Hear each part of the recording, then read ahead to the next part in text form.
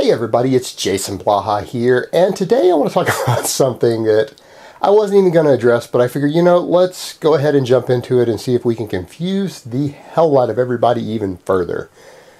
Now, I made a statement in a video a while back. I don't even want to dig it out of my playlist. It's not worth it to me, about that whole Jonathan Baylor thing with the Quest Nutrition.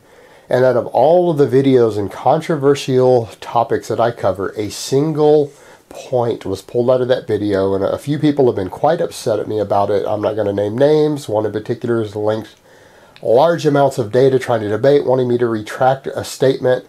I'm not really going to retract that statement, but let's discuss it a little bit. And that was my point about people eating high protein diets who are obsessed with insulin and consider insulin responses in food to be a bad thing. And the reason is that I needed to address that is because anyone who eats a high protein diet yet is concerned about the insulin response to their food is basically ignorant as fuck.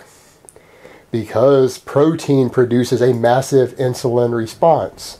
Now, I stated pretty much in that video that in a lot of cases, proteins produce a higher insulin response than carbohydrates do per gram.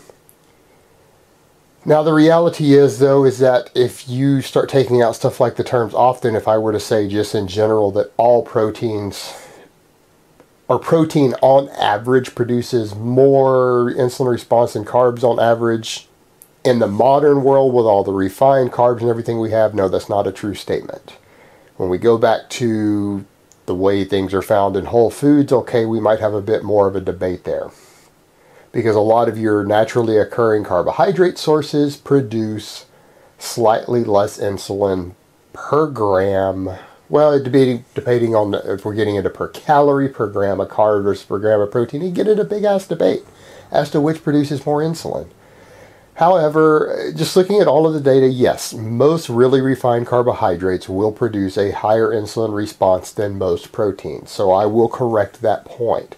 However, when we go back to the type of foods that most of you are eating, you'd be surprised how many protein sources are going to produce more insulin. Now, eggs are probably the lowest insulinogenic protein source known to man. They are way down there with some of your ultra high fiber carb sources. I mean, they're down there lower than oats and stuff. They're way down the list. But you start getting into things like beef, you start getting into things like fish, and those things produce pretty hefty amounts, and even cheese to some extent produces a pretty hefty insulin response, even with no carbohydrates in the mix. With no carbs there, their insulin response is there with a lot of your more moderate insulin response carbs. That's just the protein produces an insulin response. And then when you guys go into whey protein, which is one of the ones I like to hammer on, people who are concerned about insulin response who drink whey protein, you guys are being absurd. If you go research and look at it, whey protein by itself massively increases insulin in your body, and it seems to amplify it even further when it's mixed with carbs.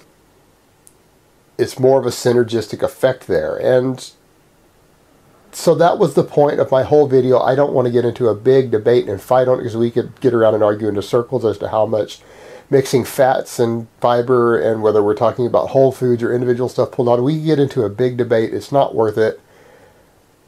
I will sum it up for you, though. Protein does produce a very large insulin response. It's very insulinogenic. It varies a lot, with eggs being on the lowest end, with stuff like whey protein being way up here. It varies a lot in terms of insulin response. There are most refined or sugary carbs are going to produce a higher amount of insulin than proteins do. And you're going to find that some of your really, really unrefined natural carbohydrate sources in their whole forms do produce less insulin than pretty much every major protein source that you can think of. Particularly when they're very, very high in fiber. They are lower.